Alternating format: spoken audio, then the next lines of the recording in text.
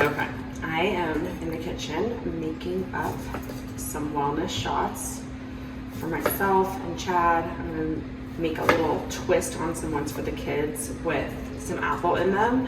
But I'm just juicing up a lemon, some ginger, some turmeric, because everyone around us is getting sick right now, and I'm not about to get sick. I just have seen it happen, like with all of West's little friends at school and people in our family. And I think that if you are really on point and on top of preventative care for your immune system, then you don't have to go through. I mean, I know for a fact when I got my nervous system grounded and when I got my gut health in check, I stopped getting sick, even like close to like half, a quarter as much as I used to.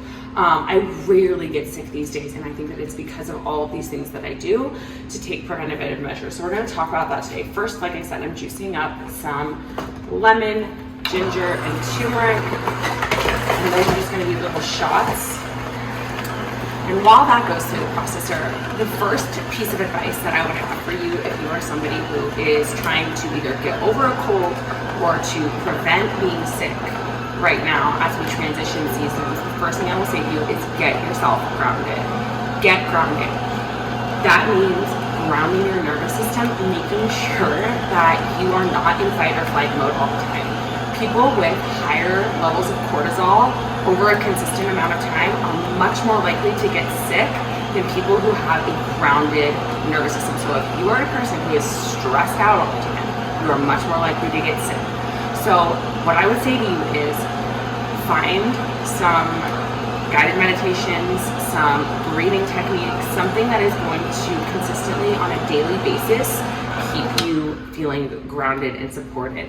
Find some way that you can come back to yourself in times of stress and check yourself in times of stress. That is going to be key to prevention in terms of heightening your immune system and your immune function. So breath work, meditation, journaling, all of those different types of things, micro meditations, all of that stuff is going to be really helpful in terms of you preventing getting sick. You can even go outside, ground your feet into the earth. That's another form of grounding. Whatever works for you, but find something every single day that is going to ground your nervous system so you are not in fight or flight mode all the time. Part of that grounding also comes back to spending less time with media, right? So for me, I've taken the last 2 weeks off of social media, whatever that means for you. Maybe you're spending, like, check your screen time. Maybe you're spending 5-6 hours a day on social media. Maybe you're spending 3-4 hours a day. It's whatever it is. Can you scale back? Would that feel good to your nervous system to not always be absorbing new content, absorbing new information, and just being more and doing less? So grounding yourself also has to do with that. Then from there, in terms of lifestyle, you're going to want to make sure that you are getting enough sleep. And I know that everybody tells you this, but if you want a healthy immune system, it is so reliant on quality sleep. That's when your body has the time to heal and repair and restore itself. And when you aren't getting enough sleep, your body isn't doing that whole detoxification and elimination process properly, and you are much more likely to get worn down and have those bacteria and viruses have the opportunity to strike. You want to make sure that you're moving your lymph. Maybe that means exercise, maybe that means a sauna and a dry brush, maybe that means going for a hike, maybe that means going for a swim, but moving that lymphatic system so you are properly, like I said, detoxing and eliminating. That's a really critical component to having a healthy immune system. So make sure you're moving, make sure you're sleeping, make sure you're getting grounded. Those are our 3 big ones to start with. Lifestyle wise, you can also start to take Epsom salt baths. That's a really great way to help to boost your immune system if you're already fighting something. So you can take a lavender Epsom salt bath every night. Now, when it comes to your diet, you're really going to want to make sure that you are eliminating any foods that promote inflammation, because inflammation means chaos within the body, and chaos means it's much harder for your body to fight anything off.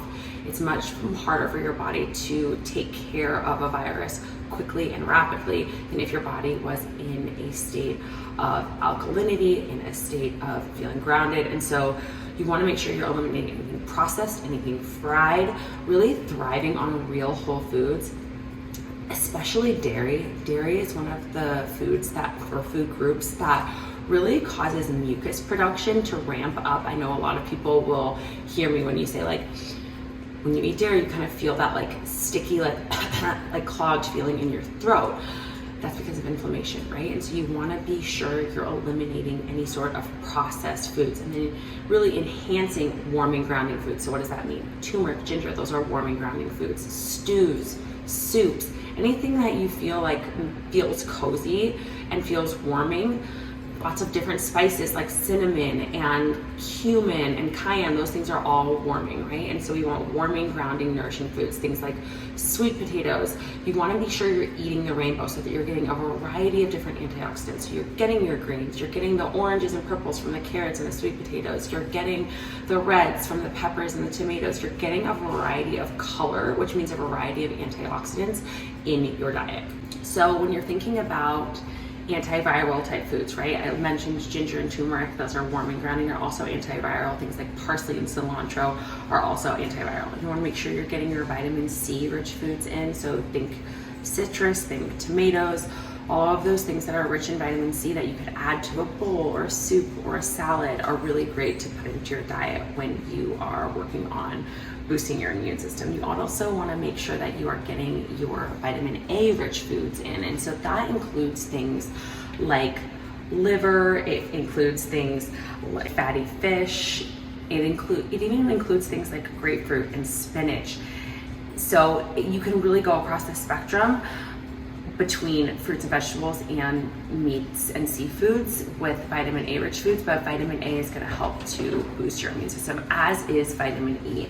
And you can also take things like vitamin C and vitamin E in supplement form if you feel like you are not getting enough of them within your diet. But I always recommend starting with foods because that's where you're going to get the most close to the source and the highest absorption rate, right? When you're eating it and it's coming from your food. Zinc is another mineral that's really great for the immune system. And so having zinc rich foods, things like, seafoods, like legumes and eggs, those are all really great sources of zinc. So you want to make sure that you're getting those zinc sources in your diet, making sure you're getting probiotic rich foods, which can help boost your gut health, which in turn is going to help boost your immune system because 80% of your immune system lives in your gut. And then, like I said, broths, soups, all of those things are really warming, which are really great for the immune system, especially in Chinese medicine. And then there are a lot of different immune boosting herbs and antivirals you can take, things like astragalus, things like rhodiola, elderberry, echinacea. These are all really great things you can take, ideally in tincture form because they're liquid, so they're more bioavailable to your body, and they're great at helping to build up the immune system, produce immune cells, helpful in terms of fighting things off. So whether you're sick or not sick, in terms of prevention or even taking care of a sickness that you already have that you just want to get rid of more rapidly, those are great things with, like I said, antiviral properties that you can start taking. And finally, you can start taking in terms of supplements, things like vitamin D. Vitamin D, like a good vitamin D level between 60 and 80. So depending on what your level is to start with, you might want to take between 1,000 and 5,000 IUs a day are really great. You want a level between 60 and 80 to support your immune system function. Taking omegas is a really great way to help support immune system function because it lowers levels of inflammation in the body. Taking NAC helps to produce glutathione within the body, which helps break up mucus production and support the lungs. Taking zinc is a really great way, like I said, with food, but also in a supplement, maybe 15 to 30 milligrams a day to start to support your immune system. So there's tons of different supplements from vitamin C, vitamin D, NAC, and omegas that you can start to take to support your overall immune function. And typically, these supplements are all great for anyone. Of course, you want to check with your doctor before you start a new supplement regimen, but these are typically supplements that I would recommend after seeing a client's lab work to just help with overall health and supporting immune function. And finally, we're bringing this whole thing full circle. You guys are enjoying each other. by talking about your nervous system, right? Because grounding your nervous system and supporting your nervous system, because of the fact that high levels of cortisol are going to lead to you being more sick more often, is the most critical component to having a healthy, strong immune system. And so supplements that may help with that are things like L-theanine, which is really calming. You can take that at night, and magnesium, which you can also take at night. Things that are really helpful and supportive of your nervous system. So I hope that this was helpful in keeping you and your family from getting sick as we transition from summer into fall, and I'll see you next week. Cheers.